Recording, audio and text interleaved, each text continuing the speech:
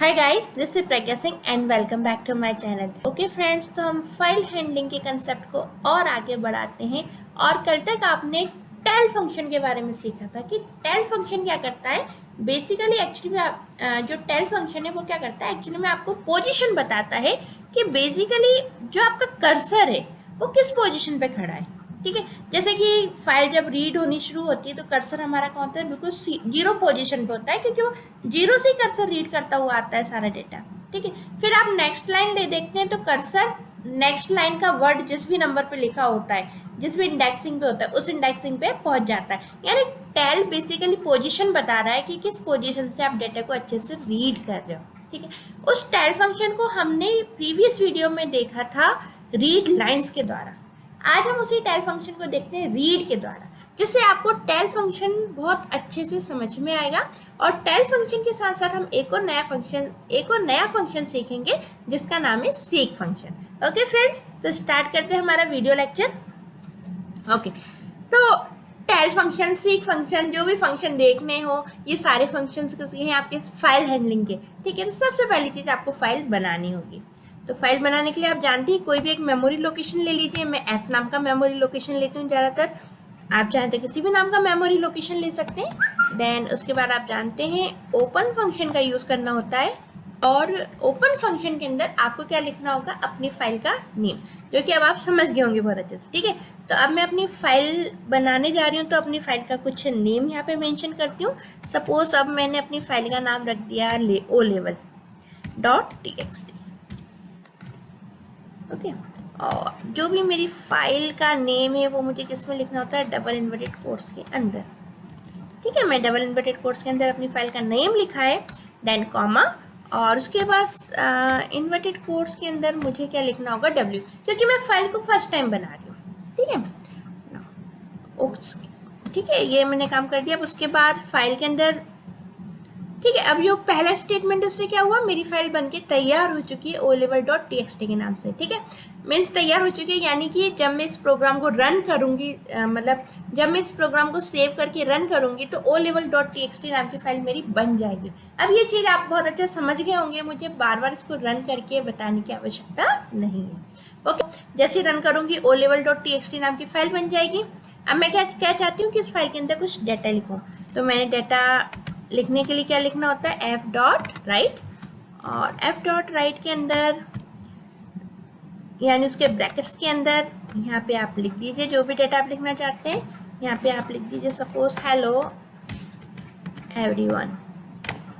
Okay, ये मैंने एक लाइन लिख दी है, हेलो एवरीवन।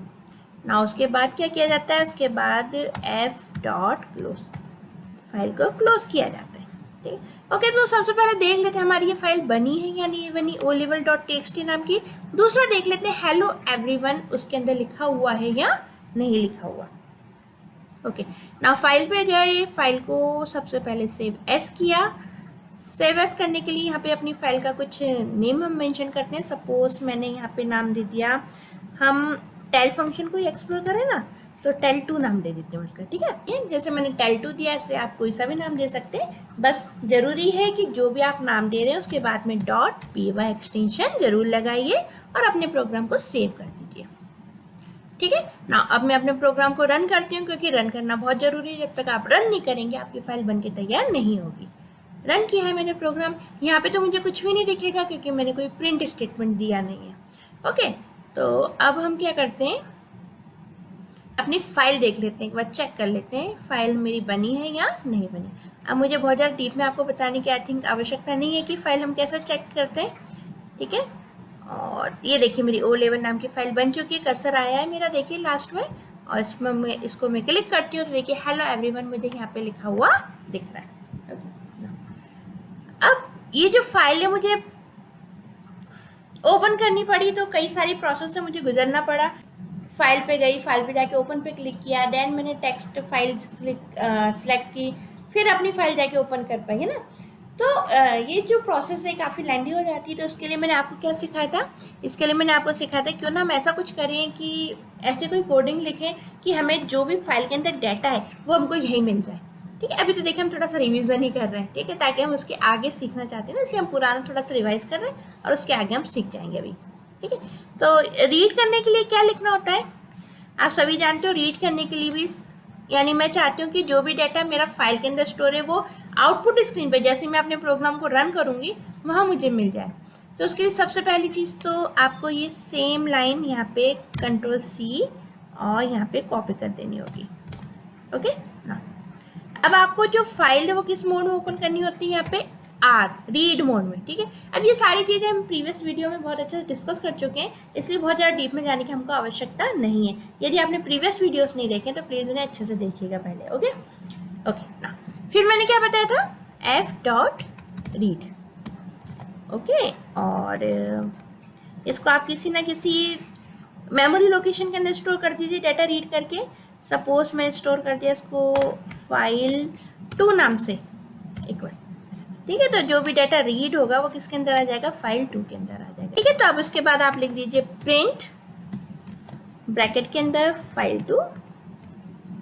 ओके, क्योंकि file2 के अंदर सारा डाटा आ चुका है, स्टोर हो चुका है, और हम कह रहे हैं कि जो भी डाटा file2 के अंदर स्टोर हुआ है तो हम उसको प्रिंट करा दो, यानी o-level.txt फाइल में जो भी डाटा है वो f2 के अंदर आ चुका है, और हम कह रहे हैं तुम f2 के डाटा को प्रिंट करा दो, तो प्रिंट करा देगा।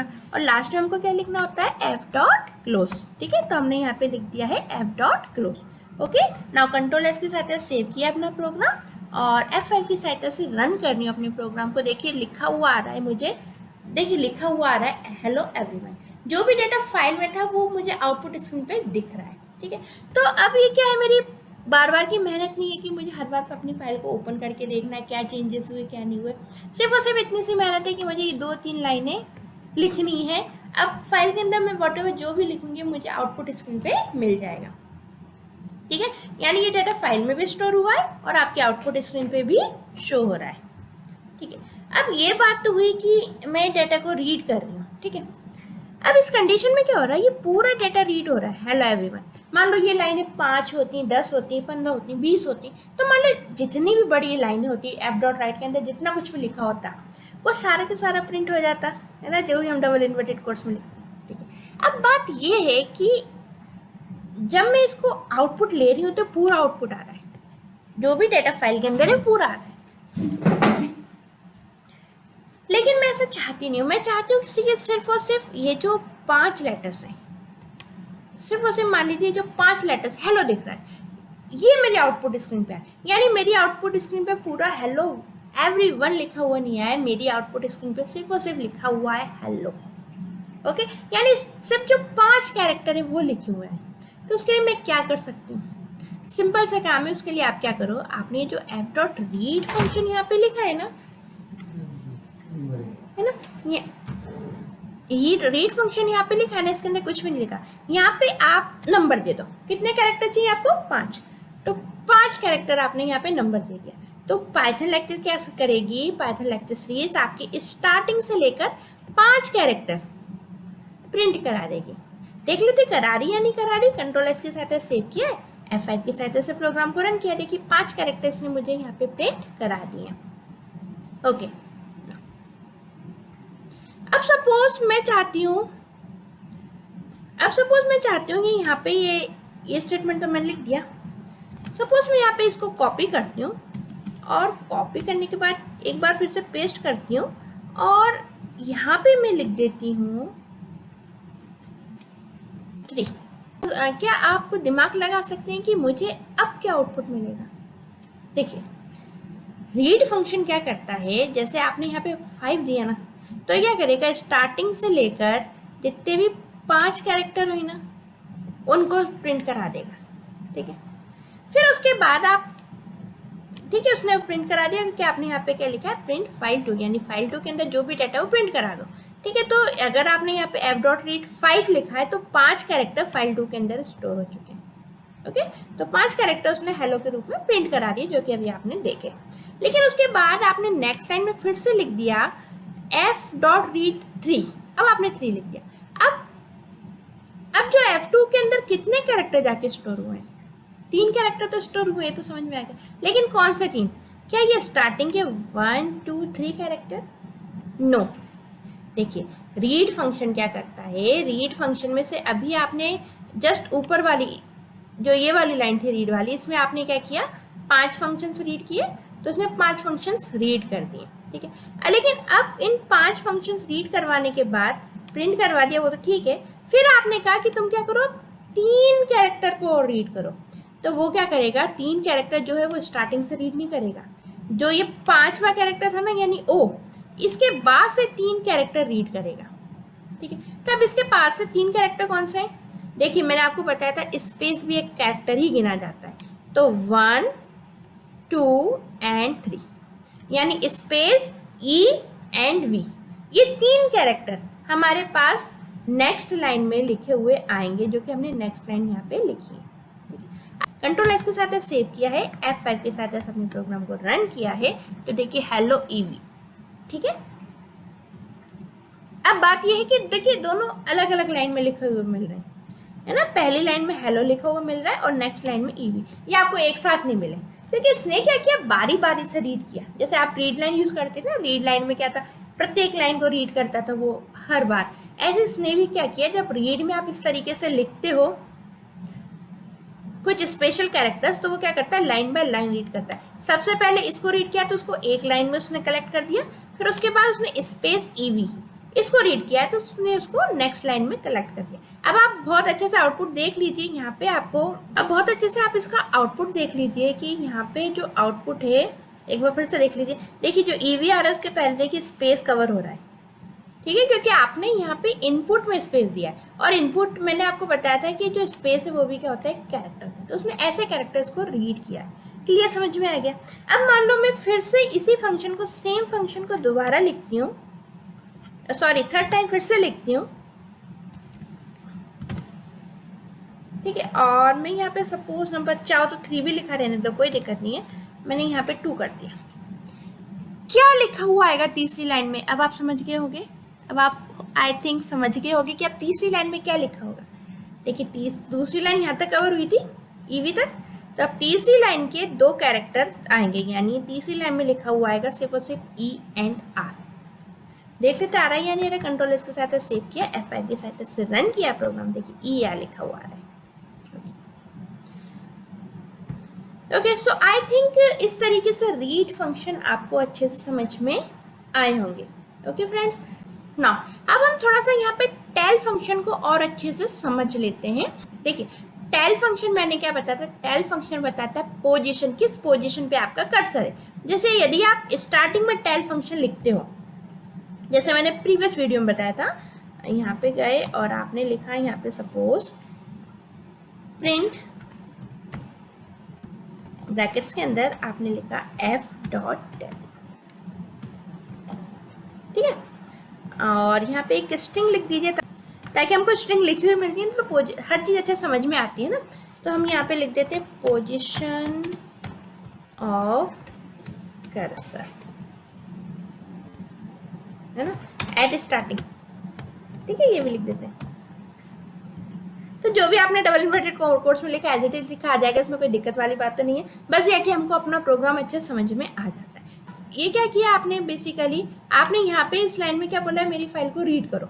तो फाइल जब रीड होनी शुरू होगी तो वो सीधी सी बात है स्टार्टिंग पॉइंट से होगी, और स्टार्टिंग पॉइंट जब हम रीड करते हैं तो स्टार्टिंग पॉइंट का जो इंडेक्स है, जो सबसे पहले कैरेक्टर लिखा होता है, उसको हम क्या बोलते हैं, 0 इंडेक्स है। तो यहाँ पे देखिए आपको जो आंसर है position of cursor at starting, वो आपको यहाँ पे 0 मिल जाएगा। कंट्रोल एस के साथ सेव किया, F5 के साथ से रन किया है, और देखिए यहाँ पे आंसर आपको 0 मिल रहा है, ठीक है। अब टेल फंक्शन को और थोड़ा सा अच्छे से समझ लेते हैं, हमने पिछली वीडियो में समझा था, और थोड़ा सा उसका कंसेप्ट क्लियर कर लेते हैं। देखिए टेल बेसिकली बताता है कि आपका कर्सर किस पोजीशन पे गया है, ठीक है। अब यहाँ पे देखिए जब आप अगली लाइन पे आते हैं तो अगली लाइन पे आपने क्या बोला, f.read, कितने कैरेक्टर, 5 कैरेक्टर। तो आपका जो पाइथन है उसने 1 2 3 4 5 कैरेक्टर F2 के अंदर स्टोर करा दिए और उसने हेलो को प्रिंट करा दिया, ये तो आपने अभी देखा आउटपुट। लेकिन इस कंडीशन में जब उसने 1 2 3 4 5 यहाँ पर जब पहुंच गए, उसने तभी तो स्टोर करवाया, क्योंकि पाइथन तभी तो स्टोर कर पाई F2 के अंदर जब उसने डाटा रीड किया। और डाटा कहाँ से रीड करता है? वो अपने कर्सर को लेकर आके करता है। तो कर्सर जब स्टार्टिंग में तो 0 1 2 3 4, ठीक है, अगर आप इसको 0 इंडेक्सिंग से रीड कर रहे हैं तो 4 ही कवर होगा। ठीक है, ठीक है। तो बेसिकली जो आपका कर्सर है वो आपका कहाँ पहुंच चुका है? आप तो ये देखिए, जब उसने हेलो तक रीड किया तो आपका कर्सर ओ के बाद ब्लिंक कर रहा है, यहाँ पे ब्लिंक कर रहा है। फाइन। टेल असर में जो आपका कर्सर की जो पोजीशन होती है वो बताता है, वो फाइंड आउट करता है। जब उसने हेलो रीड कर लिया तो हेलो के बाद से आपका कर्सर क्या कर रहा है? पॉइंट कर रहा है। तो हम देख लेते हैं यहाँ पे कर्सर हमारा क्या पॉइंट कर रहा है। ठीक है, तो हम उसके लिए यहाँ पे काम करते हैं, प्रिंट ये जो डाटा है ना इसी को कॉपी करते हैं और हम यहाँ पे पेस्ट कर देते हैं। कॉपी हुआ नहीं डाटा, सॉरी। यहाँ से हम लेते हैं, देन कंट्रोल C करते हैं और यहाँ पे नेक्स्ट लाइन पे जाके इसको पेस्ट कर देते हैं। ठीक है, हम यहाँ पे स्ट्रिंग थोड़ी सी चेंज करते हैं। पोजीशन ऑफ कर्सर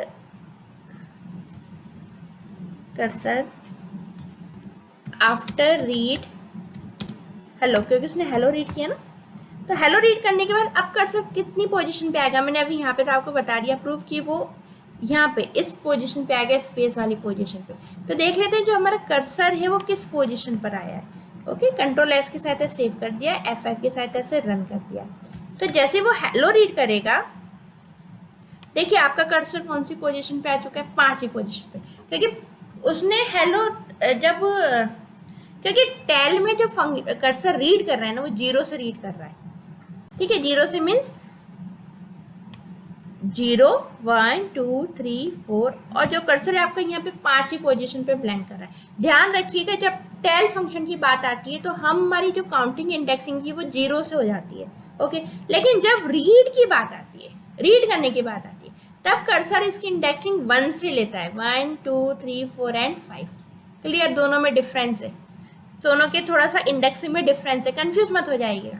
जब भी हम रीड लिखते हैं तो हम कहते हैं 5 कैरेक्टर रीड कर, तो यहाँ से 5 कैरेक्टर रीड करता है, 1 2 3 4 5। ओके, लेकिन जब हम बात टेल की करते हैं तो टेल बेसिकली इंडेक्सिंग देखता है, और जो इंडेक्सिंग है हमारी टेल फंक्शन में 0 से शुरू होती है। ठीक है, तो अगर आप देखेंगे टेल फंक्शन के अकॉर्डिंग तो हेलो के बाद 0 1 2 3 एंड 4, जो हेलो है वो चौथे इंडेक्स को कवर कर रहा है। ठीक है, और जो कर्सर है वो अब हमारा कहाँ आ गया है? 5वें पोजीशन पे।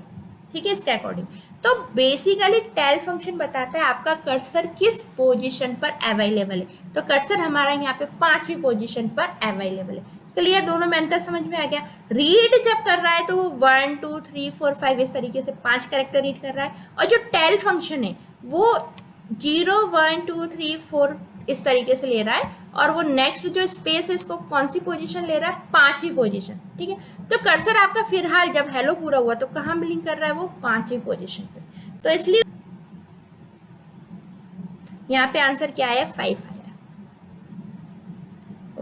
ना अब हम दोबारा से, जब हमने हेलो रीड किया तो उसके बाद फिर हमने क्या बोला? हमने बोला तुम क्या करो, हेलो के बाद के 3 कैरेक्टर और रीड करो।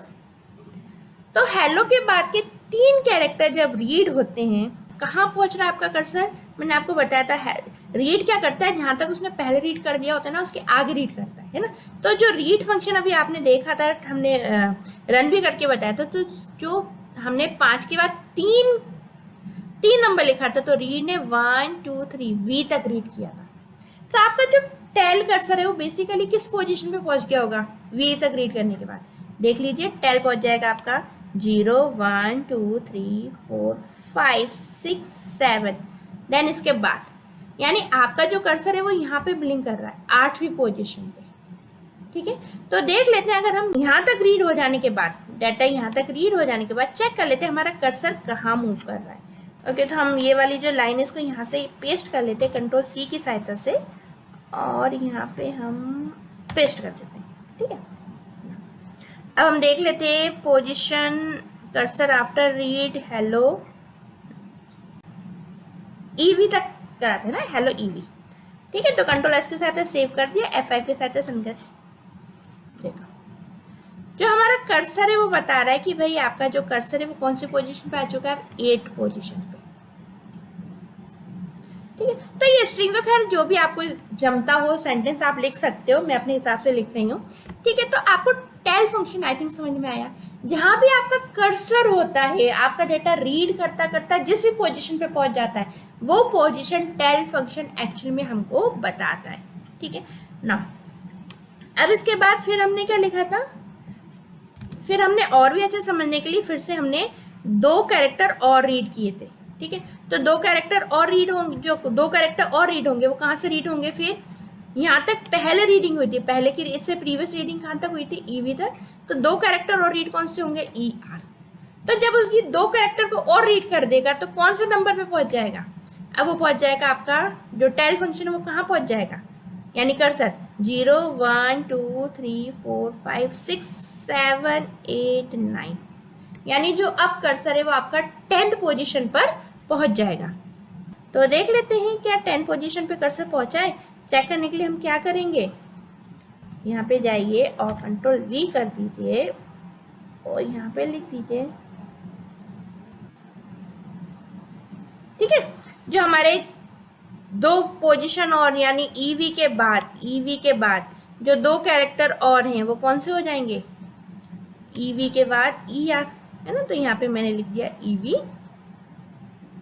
यहाँ पे मैंने ईवी के बाद ई आर लिख दिया है। ठीक है, तो अब इसके बाद जो हमारा डेटा है वो कौन सी पोजीशन पे आ जाएगा, यानी कर्सर कहाँ आ जाएगा, 10th पोजीशन पे। कंट्रोल एस की सहायता सेव किया है, F5 की सहायता से रन किया अपना प्रोग्राम। देखिए वो बता रहा है 10th पोजीशन पे मेरा कर्सर आ चुका है। ओके ना, तो आपने टेल फंक्शन अच्छा समझ में आया। रीड फंक्शन समझ में आया कि रीड में जरूरी नहीं कि आप पूरे ही डाटा रीड करो, आप अपनी मनपसंद जितना भी चाहो उतने कैरेक्टर रीड कर सकते हो। ठीक है, और टेल फंक्शन बेसिकली क्या बताता है, कर्सर की पोजीशन की पे बताता है कि किस जगह आपका कर्सर ब्लिंक कर रहा है। ओके नाउ अब इसमें हम थर्ड चीज सीख लेते हैं, सीक फंक्शन। सीक फंक्शन क्या करता है, देखिए इसके लिए मैं एक एग्जांपल सेट करते हैं। जैसे कि मान लीजिए मैंने यहाँ पे लिखा, यही सेम डेटा हमने दोबारा से यहाँ पे लिखा, सिर्फ हम ये 2 लाइन कॉपी कर रहे हैं। ठीक है, और V सपोज मैंने ये 2 लाइन दोबारा से लिखी, क्या प्रिंट हो जाएगा F2 पे, क्या प्रिंट हो जाएगा। आप सभी जानते हैं जो इसके लास्ट में प्रिंट हुआ था, लास्ट कहाँ तक प्रिंट हुआ था, जो लास्ट हमारा प्रिंट हुआ था वो कहाँ तक प्रिंट हुआ था, हेलो एवर तक प्रिंट हुआ था।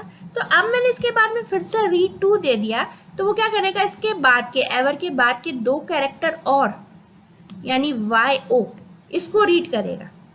कर रहा है क्या रीड, एक बार और चेक कर लेते हैं। कंट्रोल एस की सहायता सेव करा है, F5 की सहायता से रन किया है, वो जरूर रीड करेगा। देखिए एवर के बाद जो YO है उसने वो रीड कर लिया, यहाँ पे YO आ गया। ठीक है, लेकिन बात ये आती है कि मैं चाहती हूँ कि यहाँ तक डेटा जो मेरा है वो यहाँ तक प्रिंट हो गया है ना, एवर तक। ठीक है, अब मैं चाहती हूँ कि जो डाटा लिखा हुआ हो, जो डाटा रीड करे वो इसके बाद से रीड नहीं करे। अब मैं रीड फंक्शन लिखती हूँ, रीड फंक्शन का यूज कर रही हूँ, तो वो जितना प्रीवियस रीड कर चुका था उसके आगे से रीड करता है। फाइन, मैं चाहती हूँ कि अब वो इसके आगे से रीड नहीं करे, वो वापस से आके मेरे सपोज यहाँ पे जो EL है इसको रीड करे। किसी भी कैरेक्टर को आप ले लीजिए, मैं अपनी पसंद का ले लेना। मैं आपको बता रही हूँ कि अब वो यहाँ पे इसके बाद यहाँ के ये 2 कैरेक्टर रीड नहीं करे, मैं चाहती हूँ इसके पहले प्रीवियस कहीं के भी ये 2 कैरेक्टर रीड कर दे। ठीक है, तो मैं इसके लिए क्या कर सकती हूँ, रीड फंक्शन तो अगर मैं 2 लिखती हूँ तो रीड फंक्शन तो आगे आगे बढ़ता चला जाएगा। तो जब भी ऐसी कोई कंडीशन हो कि भाई हम खुद चाहते हैं हमारी मर्जी से कर्सर हमारी मर्जी से कहीं पर भी चला जाए, ठीक है, तो उसके लिए हम यूज करते हैं सीक फंक्शन का। ठीक है, तो यहाँ पे देखते हैं सीक फंक्शन का कैसे यूज करते हैं। सीक फंक्शन में बेसिकली अब हमको बताना पड़ता है कर्सर को पोजीशन, क्योंकि सीक फंक्शन का हम यूज कर रहे हैं कि हम अपनी मनपसंद पोजीशन पे अपने कर्सर को ले जाएं और वहां से डाटा को रीड करवाएं। मनपसंद यानी हमारी जरूरत भी हो सकती है कि यहाँ से हम डाटा रीड कराना चाहते हैं, वहां पे अपने कर्सर को ले जाएं और वहां से डाटा रीड करवाएं। तो उसके लिए हम यूज करते हैं सीक पोजीशन का। देख लेते कैसे यूज करना है सीक पोजीशन का।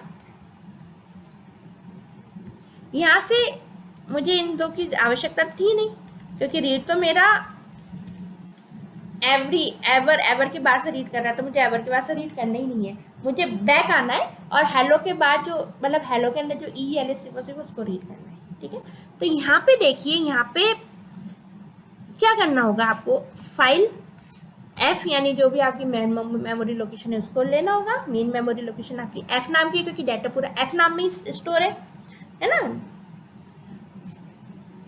एफ डॉट, और यहाँ पे आपको लिख देना होगा सीक।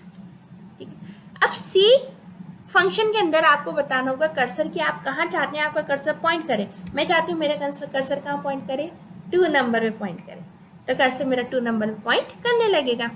ठीक है, जैसे ही मैंने यहाँ पे लिखा है एफ डॉट सीक, तो जो मेरा कर्सर है वो बेसिकली कहाँ आ जाएगा, सेकेंड नंबर पर आ जाएगा। ठीक है, कर्सर अब आपका आ चुका है सेकेंड नंबर पर। अब मैं चाहती हूँ, कर्सर तो आ गया, लेकिन कर्सर के आने से डाटा रीड थोड़ी ना होगा, डाटा तभी रीड होगा जब मैं रीड फंक्शन लिखूंगी, है ना। तो मुझे यहाँ पे क्या लिखना होगा, रीड फंक्शन। देख लेते हमें EL प्रिंट करा ना, उसके लिए हम करना होगा, कर्सर तो हम लेकर आए, कर्सर को लाने के बाद अब हमको यहाँ पे लिखना होगा रीड। ठीक है, अब जो रीड है वो हमको कहाँ कितने कैरेक्टर रीड कराने हैं, सिर्फ 2 कैरेक्टर ही रीड कराने, तो मैंने यहाँ पे 2 लिखा और इसको मैं स्टोर करा देती हूँ किसी ना किसी मेमोरी लोकेशन के अंदर। मेमोरी लोकेशन में यहाँ पे सी नाम से रख देती हूँ। ठीक है, आपकी जो भी मर्जी है आप उस नाम से रख देना। रीड करा दिया, और फिर रीड कराने के बाद मुझे डाटा को क्या कराना है, प्रिंट कराना है। तो यहाँ पे मैंने लिख दिया प्रिंट, और ब्रैकेट्स के अंदर क्या लिख दिया मैंने, लिख दिया। ठीक है, क्लियर। ये फंक्शन तो आप पढ़ते हुए आ रहे हो, समझ में आ गया होगा। देखिए, सबसे पहले तो मैं क्या सेकंड पोजीशन पे कर्सर को लेकर आई, फिर मैंने कहा तुम सेकंड पोजीशन पे आने के बाद 2 डाटा को रीड कर दो, यानी 2 कैरेक्टर को रीड करो और उन कैरेक्टर को सी के अंदर स्टोर करा दो। फिर मैंने कहा जो भी कैरेक्टर तुमने स्टोर करा है ना, उनको तुम प्रिंट करा दो, तो वो दोनों कैरेक्टर प्रिंट करा देगा। देखते सबसे आखिरी में EL प्रिंट हो रहा है या नहीं हो रहा है। कंट्रोल एस की सहायता से सेव किया अपना प्रोग्राम, F5 की सहायता से रन किया है। अब यहाँ पे गौर कीजिए, मैं प्रिंट करवाना चाहती थी EL और यहाँ पे प्रिंट हो गया LL। ठीक है, क्या आप जानते हैं LL क्यों प्रिंट हुआ है? मैं EL कराना चाहती थी और मुझसे क्या गलती हुई जिसके कारण LL प्रिंट हुआ है, देख लेते हैं। देखिए, मैंने कर्सर को कहा तुम सेकंड पोजीशन पे आ जाओ, मैं यहाँ पे कर्सर अपना चाहती थी और मैं चाहती थी ये 2 प्रिंट हो, लेकिन कंप्यूटर ने सेकंड पोजीशन पे आने के बाद ये 2 प्रिंट करवा दिए। ऐसा क्यों? देखिए, जो आपका सीक फंक्शन है वो भी क्या टेल की तरह 0 पोजीशन से ही काउंट होता है। ठीक है, तो सीक फंक्शन मैंने 2 लिखा ना, तो उसने क्या काउंट किया, 0, 1 और 2, यानी वो L फंक्शन पे आया और L फंक्शन पे आके उसने काउंट किया। अगर मुझे EL चाहिए तो सीक फंक्शन को कहाँ से काउंट करता है भी पता है, 0 से, 0, 1, 0, 1। तो जो E है वो बेसिकली मेरा कौन से नंबर पे, 1 पोजीशन पे। तो अगर मुझे EL चाहिए तो मुझे यहाँ पे 2 नहीं, यहाँ पे क्या लिखना होगा, यहाँ पे लिखना होगा मेरे को 1। मिस्टेक जानबूझ के की गई है ताकि आपको पोजीशन अच्छे समझ में आ जाए। समझ में आया? तो टेल और सीक दोनों ही 0 पोजीशन से चलते हैं। तो यहाँ पे देख लेते हैं हमारा डाटा EL आ रहा है या नहीं आ रहा है। कंट्रोल एस के साथ सेव कर दिया है, F5 की सहायता से अपने प्रोग्राम को रन किया है। देखिए लास्ट में आ रहा है डाटा लिखा हुआ EL। ठीक है, सो फ्रेंड्स, समझ में आया सीक हम क्यों यूज करते हैं। देखिए, जो आपका रीड फंक्शन है ना, वो जितने भी आप कैरेक्टर लिखोगे उतने कैरेक्टर रीड कर देगा। अब उसके बाद आप नेक्स्ट फिर से रीड फंक्शन लिखोगे तो जितने कैरेक्टर्स ने प्रीवियस में रीड किए थे ना, उसके बाद ही अगले कैरेक्टर रीड करेगा।